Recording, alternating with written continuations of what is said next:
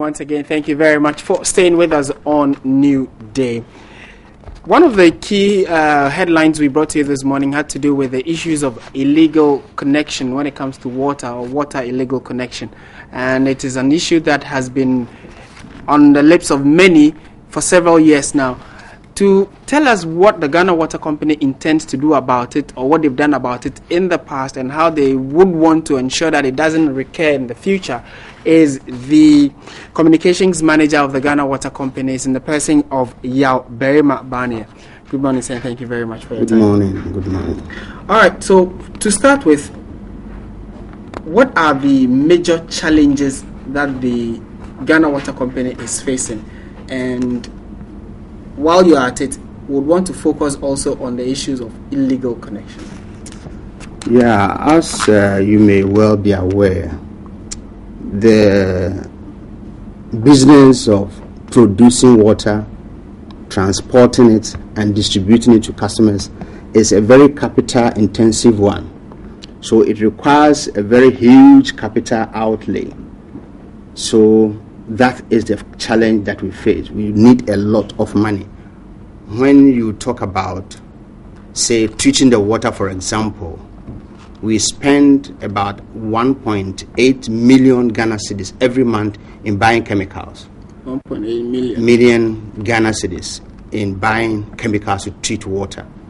We also spend about 38% of our total revenue in paying for electricity bills at the end of every month. And this has to do with the fact that we need a lot of money. And illegal connections, let me try and explain when you talk of illegal connections what we mean. Any connection that an individual or a company or group of people do on our installations without the requisite authorization by Ghana Water Company is an illegal one. For example, if you decide to install what you call an inline booster pump into your service line such that it draws the water from the mains into your house, it is an illegal connection. Then also, if you decide to connect water onto our distribution mains without the authorization of Ghana Water Company, it is an illegal connection. There are times when you have people come to your office that, oh, I have now laid my lines, I've done everything. All I want you to do is to come and connect me to your mains. When we talk of getting water to your house, you don't initiate anything. All you do is to do your internal plumbing works. And then you come to Ghana Water Company. We will go and assess your premises and take the measurement from your premises or wherever you need the water to, from that place to where our distribution mains is. Then we determine how much you need to pay, so we'll be able to connect you onto the mains. You don't lay the pipeline onto our mains and then come back and tell us that you want us to connect you onto the mains. It is an illegal connection. Then also, there are people who do what you call water bypass. What they do is that the meter is here, they lay a pipeline at the back of the meter and then they connect it into their house so that if you disconnect the meter, they will still be having water. About 3 days ago, we went to Kaneshi Zongo. That was exactly what happened there. They operate a public toilet and then a bathhouse, a lot of them. And they had connected a bypass onto their facility. How is the bypass connection done? Well, let us take, for example, that this is the meter. This instrument we have is the meter. They connect the bypass or the pipe behind the meter, not in front of the meter. If you connect it in front of the meter, the water will pass through the meter before it comes into your facility. But what they do is that they connect it behind the meter, so that the water will pass through the pipeline that has been connected behind the meter, and then it goes into the facility without the water passing through the meter. So the meter does not read what goes through the bypass. So that if the person is owing, for example, and you go and disconnect the person, what we do when we do disconnect, normal disconnection, is that we do something to the meter so that water will not be able to pass through the meter into your facility. But when there is a bypass in place, you may have disconnected the meter, all right, the person will still be enjoying water. So this one that I'm talking about that happened at Zongo is that they had done a search that, you cannot determine that there is a bypass there. So we disconnected the meter. But later we got information that they are still operating the bathhouse and then the public toilet. So we went there and we realized that there was a bypass. So if you do something like that, that is also an illegal connection. So in the main, this is what we refer to as illegal connections. And so those who do the bypass, they've connected it to the mains, but it doesn't go through the mains. Not the mains. After the mains, we connected them onto the mains. But the service pipeline is where they have done the illegal connection. Okay. So the thing has been done behind the meter so that the water passes through that bypass into the facility. So no matter what you do to the meter, they will still be enjoying water. How popular is the issue of illegal connection, and how abates? And it is quite extensive, because day in, day out, we get reports that people have done illegal connections. We go and then we find out that it is true. So if you look at our operations as a company, we have about 49.1, as at last year records, we had about 49.1% of our water being non-revenue water. When we talk of non-revenue water, we're talking about water that we have produced, we have sent out, we are pumped to within the communities in the country, but we are unable to realize revenue out of that amount of water that we have produced. It is 49.1%. And this figure of 49.1% includes illegal connections. You understand? So it means that if, for example, in Accra and Tema here, we produce 100 million gallons of water every day. This is an example I'm giving. It means that out of the 100 million gallons of water that we produce, about 49 million gallons of it cannot be accounted for in terms of revenue. And this includes illegal connections. If all the 49 million gallons of water we are talking about as not being accounted for were due to pipe bursts and leakages, the whole of Accra will be flooded. But this is as a result of people who have connected water even into their bedrooms. There are instances that we have gone and people are giving us information that individuals have connected water into their bedrooms. Indeed, we go, as you can see on the thing, it just came, that the person had done the thing skillfully, said that there's no way you can know unless somebody comes to tip you off. Somebody comes to give you information that this is what is happening. So all the 49 million gallons or 49% that we are talking about, it includes illegal connection. So illegal connections, how much estimatedly should be the unaccounted for water? Because I know that you make margins for water that could be probably during lost. Production and all of that. There is water that could be lost. What is the percentage supposed to be, and how much of that 49% is attributable to illegal connection? We have not been able to do that kind of computation. We have not been able to do that kind of computation to know exactly how much we lose as a result of illegal connections alone. Because some water is lost through bursts, some water is lost through leakages, some water is lost through production process, because we use some of the water to also wash our plant, and in course of the production some water is lost. So exactly how much we lose specifically as a result of illegal connections, I will not be able to put a figure on it now. But 49% is incredibly high. It is high. It is high. That is why currently, as I speak to you, Ghana Water Company has embarked upon what we call high impact performance improvement program, that within the next 100 days ahead of us, we started from April 1st, within the next 100 days, we are supposed to do a number of things. We are supposed to reduce our non-revenue water to the barest minimum. We are supposed to increase our revenue collection. Our revenue collection, for example, previously we were collecting about 17 million nationwide at the end of every month. Now we hope to increase our revenue collection to about 49 million cedis at the end of every month. So this is what we are supposed to do, and as a result of all this program that we have put in place, we hope that we'll be able to reduce the non-revenue water as much as possible. And as we do that, we believe that detection of illegal connections would also help us to reduce the non-revenue water to the barest minimum. I must say that the company has put in place a plan or a policy, let me put it that way, a policy that if people give us tip-offs and it leads to the detection of illegal connections, the person who gave us the tip-off or who gave us the information that led to the detection of an illegal connection is going to be given 10% of whatever amount we recover as a result of detecting that illegal connection. So we believe that this will be a motivation enough, it will be enough incentive for people to come and give us information that will help us to discover illegal connections, because our pipelines are underground, they are not on the surface of the earth. If you are not giving information that this is what is happening, most of them will go undetected. So we plead with the public. Do you have technology enough to check? I mean, are your systems able to detect where there are problems and where there are? Because it looks as if almost every time it's people that call to complain of a burst pipeline or a problem somewhere. Don't you have? Are we not technologically advanced to the extent that we should be able to detect that?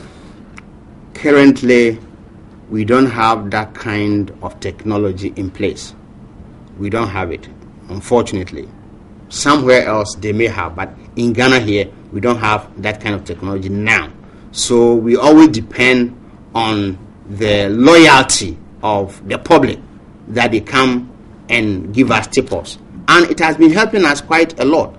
Just about 3 days ago, there's a gentleman somewhere, I don't want to mention the name, he sent me a WhatsApp message that his neighbor had done 2 illegal connections, and one of them had been done into his room. So he gave me his his contact number that I should let our people come there, and I'm sure by now they should either be there or they'll be preparing to go there. So with respect to getting a technology that will help us detect illegal connection without people tipping us off, we haven't gone there yet. There are concerns that it is mostly developing areas that have these illegal connections. Is that your understanding, and what is the Ghana Water Company doing about it? Yeah, you see, the developing areas have a lot of need for new service connections.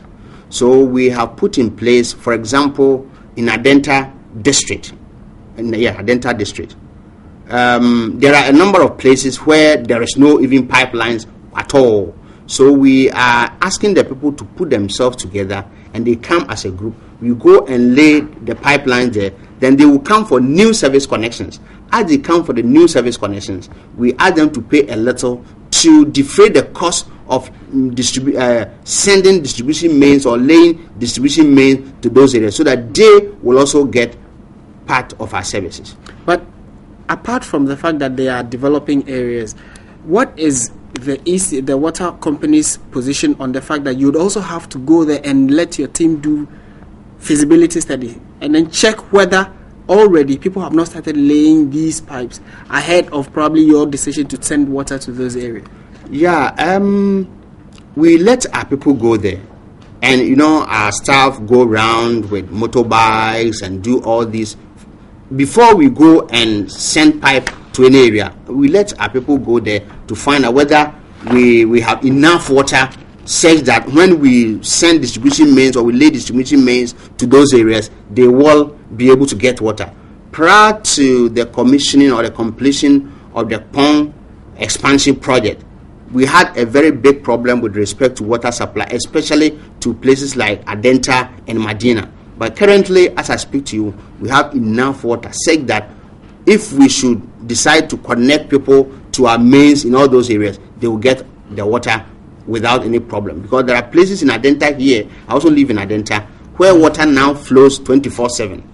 Really? Yes, as I'm talking to you. And you are sure that quite a number of people in Adenta would attest to this, that they also have had water? Yes, there are places, unless there are no pipelines, or your water, because water was not flowing for several years, your pipeline has been cut because due to road, something like that has been blocked due to road construction. These telecom companies laying their cables, they destroy the pipeline and things.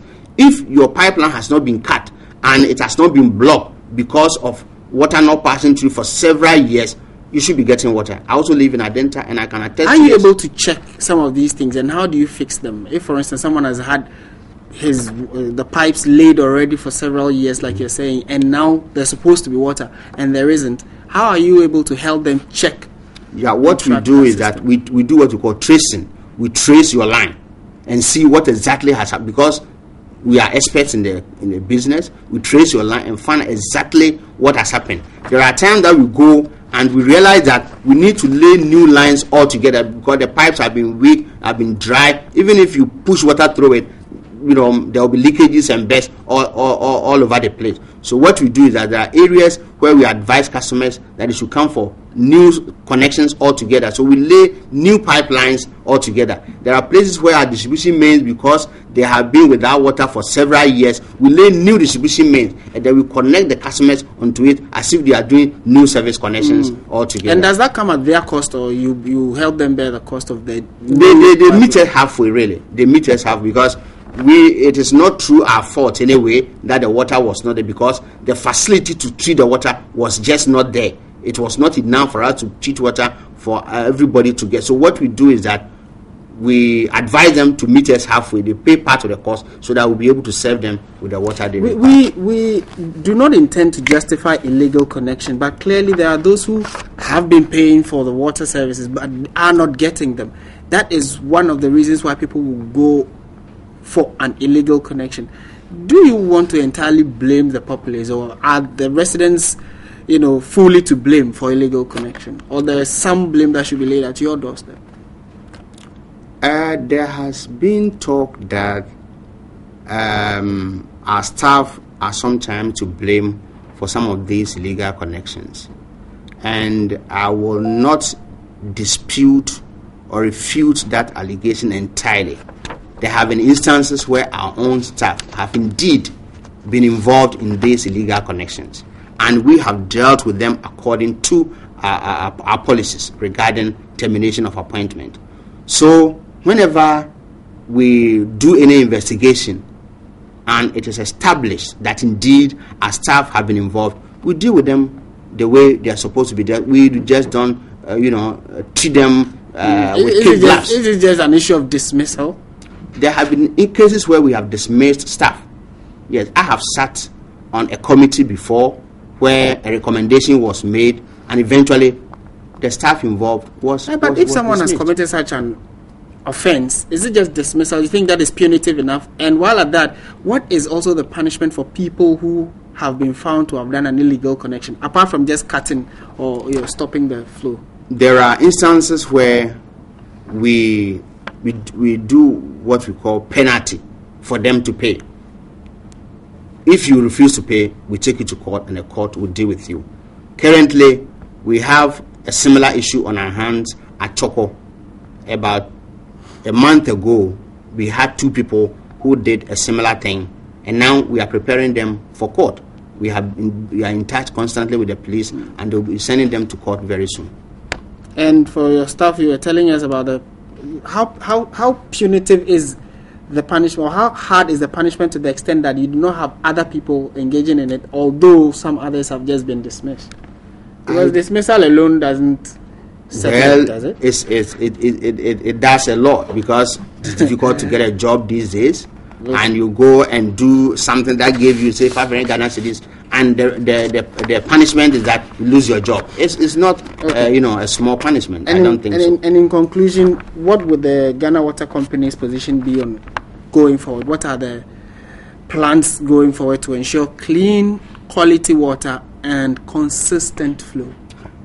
Well, thanks to the government now, we have completed the Pong water expansion and rehabilitation project.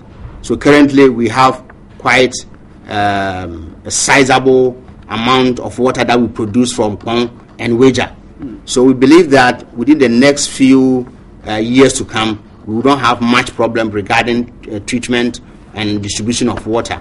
But there is also a project that is in the offing to establish another treatment plant at Pong that is also going to give us a very huge figure in terms of the quantity of water that you produce. So we believe that going forward, we will be able to serve our customers the way they respect of us.